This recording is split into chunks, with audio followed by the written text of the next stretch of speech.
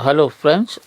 Uh, we have a very interesting and equally serious topic about the status of civil services in the country. One thing I have said previously also कि अपने देश में जितने policeman हैं करीब 20 लाख के आसपास हैं, we have 5 times more security guards. Security guards कहाँ कहाँ होते हैं? गांव में होंगे तो 2 होंगे, किसी आम ऑफिस में होंगे तो 1-2 होंगे, कारपोरेट्स में होते हैं सारे. हमारी बहुत बड़ी कॉलोनी है where you have more than 1000 houses and there are 16 security guards. तो सिक्योरिटी गार्ड जिनको चाहिए उनको चाहिए, पुलिस तो किसी को नहीं चाहिए. And if this is the state of police, obviously you can just conclude why the law and order is the way it is.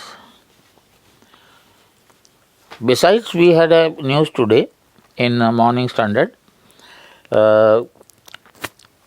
In South it is called New Indian Express. I had seen this in social media yesterday. लेकिन आज morning standard में ये news आई है. Shortage of IAS IPS officers shows decision making process. Actually it should have been shows lack of decision making process. हमारे यहाँ अगर IAS IPS का ये हाल है, मैं पहले भी बता चुका हूँ, IIMs और IITs और एम्स और वहाँ का जो हाल है, कम से कम 30 to 50% वैकेंसीज़ वहाँ मिलती हैं. यहाँ आप सरकार का आप धन्यवाद करें, उतनी तो नहीं है, पर सवाल इस बात का है कि जितनी पोस्ट हैं उतनी कम क्यों हैं. इसके बारे में nobody has talked about even today. क्या कहती है news? As per the data shared in the Rajya Sabha by the ministry of state for personnel public grievances and pensions Jitendra Singh, there are 1316 vacancies in the IAS and 586 in the IPS.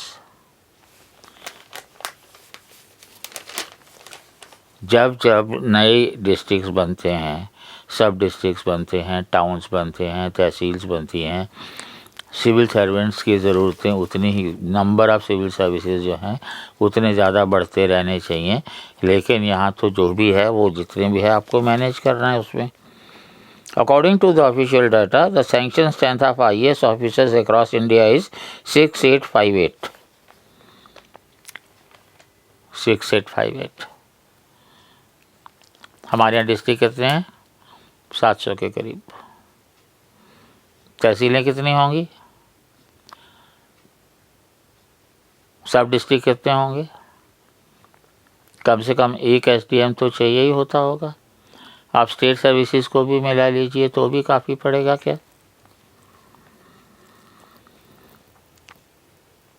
(6858). However, only 5542 officers were in the services on January 1, 2024.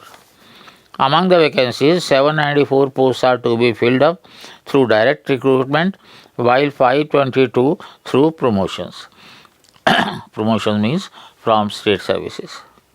Similarly, in IPS, the sanction strength is 5055, while only 4469 officers are currently in service. The Indian Forest Service also is the same, 1042 vacancies are there. अब इस साल का जो है इन्होंने आंकड़ा दिया है, जनरल की 75, OBC 53, SC 31, ST 13.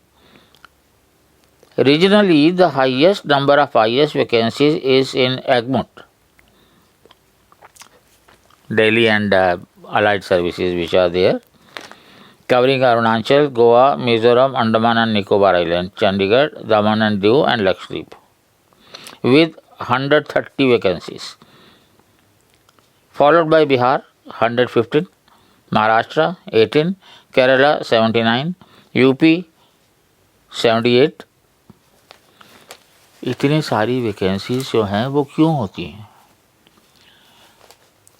The onus is definitely on the centre, और जबकि पोस्ट जो है मेरा ख्याल से इससे डबल चाहिए कंट्री को प्रॉपरली मैनेज करने के लिए।